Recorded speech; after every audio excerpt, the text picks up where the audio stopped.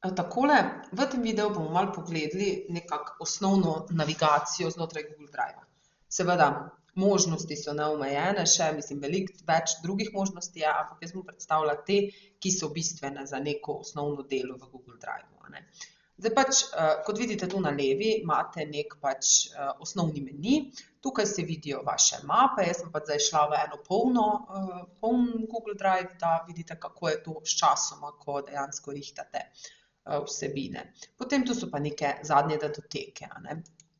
In zdaj, lahko imate na domači strani se vam nekako odprejo pač te predlagane mape, ki jih vi najbolj pogosto dejansko odpirate, ki ste jih v zadnjem času odpirali, in to v bistvu Google Drive sam nekako ocenjuje, kaj je tisto, kar vi rabite. Tukaj lahko enostavno iščete, recimo, če bi jaz hotela zdaj Modna princesa, recimo, kao njeno mapo najti, ker imam za vsako stranko svojo mapo, samo začnete pisati in vam takoj vrže, tule lahko tudi si filtrirate, pač a je to mapa, a je dokument, ali kaj je, potem s kom je deljeno, recimo, in pa kdaj so bile zadnje spremembe, a ne, dejansko si lahko filtrirate rezultate, seveda je pa načeloma že po imenu mape, najdete vse. To, potem pa še lokacija, recimo, če imate v deljeno z mano ali med elementi zvezdico, lahko tudi iščete. Potem moj disk je ta vaša osnovna, moj disk se vam bo odprl takoj, ko nekako odprete Google Drive, in so tu pač te vaše, tako kot vi organizirate mape dejansko, a ne. Zdaj upoštevajte, da vedno mape in datoteke na mojem disku so vedno nekako, ko vi recimo, jaz zdaj odprem tole mapo in ko grem nazaj, bodo arhivirani projekti v bistvu na prvem mestu. Torej, vedno Google Drive gleda na to, kaj ste nazadnje imeli odprto. In bo po takem vrstnem redu vam prikazovalo mape, ne bo, tudi če vi vrstnega reda v bistvu ne morete zamenjati, a ne, lahko si preklopite pogled, a ne, lahko imate v vrstici, lahko imate v mreži, meni je mreža pač ljubša, ker je bolj pregledna, ampak recimo, če pa na telefonu delate, je pa mogoče bolj smiselno imeti seznam, ker je hitreje, ne. In potem seveda tule na seznamu ali v mreži, a ne, lahko imate neke določene osnovne akcije, kar lahko naredite s posameznimi dokumenti, mapami in tako naprej, a ne.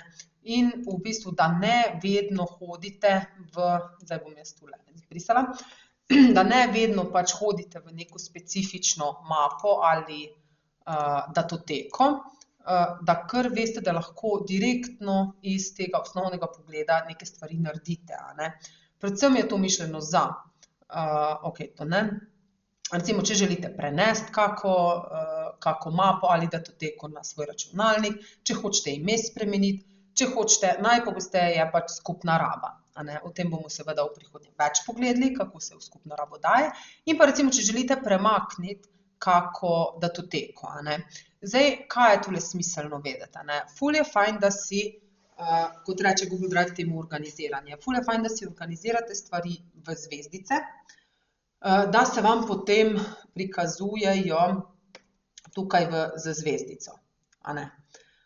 Torej, sem si date res neke pomembne stvari, recimo jaz si bom dala zdaj aktivne projekte med zvezdice in greste na organiziranje in pa med označene z zvezdico.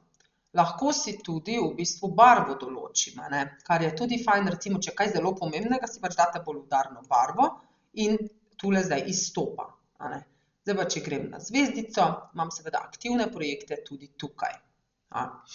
No, zdaj bom jaz tole odstranila, torej enostavno, tako kot ste dali, lahko tudi odstranite, jaz zdaj pač ne bom nekaj komplicirala, ampak vi si pa zorganizirajte stvari tako, da vam tisto, kar je pomembno, da vam res takoj v oči pade, a ne.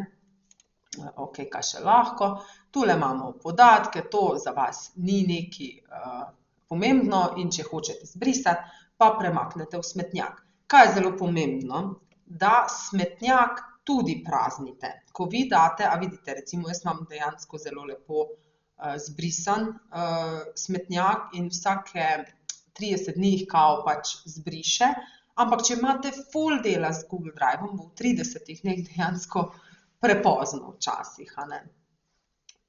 Evo to, tako da, če želite ročno sprazniti smetnjak, recimo, ko imate kako čistko konec meseca, jaz pač enkrat na mesec naredim čistko, da si izpraznim vse, pač Google Drive, a ne, in izpraznim smetnjak. Zdaj, v brezplačni verziji imate za Google Drive, mail in vse, kar pač uporabljate v tem Google računu, ki ga imate, imate 15 giga brezplačno. Zdaj, jaz sem kupila Google One za 200 giga, da imam, a ne, ampak to nikoli ne bom uporabljala, jaz imam ogromno teh datotek, a ne, in pač ja, sem zakupila, potem sem pa tako zadnji spucala, tako da sploh ne bi rabila v bistvu. Pač načeloma, če želite povečati svojo shrambo, če bi želeli, lahko tule kliknete več prostora za shranjevanje, pa vam bo dalo opcijo nakupa Google One, a ne. Okej, to. Torej, to imamo. Zdaj pa seveda, to jaz sicer ne bom delala, imate pa opcijo, lahko dejansko mape na računalniku sinhronizirate z Google Drive-om, a ne. Zdaj pač, če želite kaj takega narediti, dajte več o tem in pa potem sledite nekako korakom, a ne. Jaz tega zdaj ne bom delala, to je pač izven obsega tega tečaja, če pa želite pomoč, pa seveda povejte. Zakaj je za vas tudi pomembno, je deljeno z mano. Torej, za vas je pomembno moj disk, to je tisto, kar vi ustvarite, deljeno z mano in pa z zvezdico, a ne. Te 3 mape so za vas zelo pomembne. Deljeno z mano je pa tisto, kar drugi delijo z vami. Torej, ko jaz recimo dam v skupno Google Drive mapo, v skupno rabo s svojim naročnikom, se mu pokaže tukaj. Zdaj pa, kaj je pomembno, a ne? Seveda vi nočete, zdaj, tule deljeno z mano, a ne, vam časovno razporeja. Zdaj pa vi se morate zavedati, da mogoče, če veliko delate z Google Drive-om, se vam lahko zgodi, da bodo novejše vsebine izrinile tisto mapo, ki jo imate z mano oziroma pač s kom drugim. To velja za čisto vsako mapo, pri kateri sodelujete z nekom, a ne. In dejansko, da se temu izognete, poiščete tisto mapo ali pač datoteko, ki jo imate, a ne, seveda pri izdelavi spletne strani imate seveda skupno Google Drive mapo, a ne, in celo mapo si date bližnjico na vaš disk. To pomeni, da boste imeli na vašem disku tudi to. Torej, zdaj bom jaz tule naredila organiziranje, dodaj bližnjico in si izberete tukaj, kam boste dali bližnjico. Zdaj, lahko si date kar v zvezdico, a ne. Zdaj sicer nimate map, tako da bi mogli mapo naštimati prvo. Ampak ja, tukaj recimo lahko najdete svojo tisto mapo, ki pač je vam smiselna, ne. Kliknete na vse lokacije, vam vse odpre, je najboljše in potem samo greste s temi puščicami v globino map in datotek, a ne. To je nekaj, zdaj lahko si direktno na moj disk date, to pomeni, da imam jaz zdaj to tule, a ne, ker sem bližnjico dala. Zdaj pa seveda bom probala to bližnjico odstraniti, ker mi odstrani.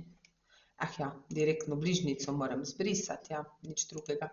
No, če hočete se pol znebiti te bližnjice, seveda izbrišemo, a ne. Takole, ja, izbrišemo in niste zbrisali dejansko mape, ker ste zbrisali, vidite, mapo jaz imam še vedno tu, ampak nima me pa več v mojem disku. Torej, če bližnjico zbrišete samo bližnjico, ni nevarnosti, da bi celo datoteko. Evo, to je, kar se tiče osnovnega navigiranja. Mogoče edino še pokažem, kako se kreirajo mape in datoteke, da boste vedeli. Torej, postavite se pač tja, kjer želite neko mapo ustvariti. Zdaj, hipotetično bi mi imeli eno mapo, recimo, če hočete novo mapo ustvariti, nekam na belo polje kliknete, kamorkoli, in greste nova mapa, pa damo moja nova mapa za projekt, recimo, a ne. In je tule vaša mapa, ki jo potem, okej, o deljenju bomo potem spregovorili, in lahko odkliknete in notri prosto delate dokumente, recimo, kliknete lahko tukaj, ko hočete nekaj novega ustvariti, lahko pa kar z desnim klikom in lahko naložite iz računalnika kaj, ali mapo ali datoteko. Torej lahko naložim datoteko, to mi odpira tak pol, in pač izberem, a ne. Lahko pa naložim celo mapo, recimo, a ne. Lahko bi jaz zdaj to mapo celo naložila in je to to, a. No, to, tako da znotraj ima nova mapa za projekt, evo, in tule notri bomo mi potem delali. Torej, če želite neko datoteko ustvariti, ali je to dokument, preglednica, pač s tem bomo delali v tem tečaju. Seveda so pa druge opcije tudi, a ne. Veliko aplikacij lahko povežete z Google Drivom, ampak jaz načeloma jih ne potrebujem za tako delo, ki pač je za sodelovanje pri dokumentih. Evo, če hočem ustvariti dokument, mi ga avtomatsko odpre. O samem delu z dokumenti bomo pa v prihodnje pogledali.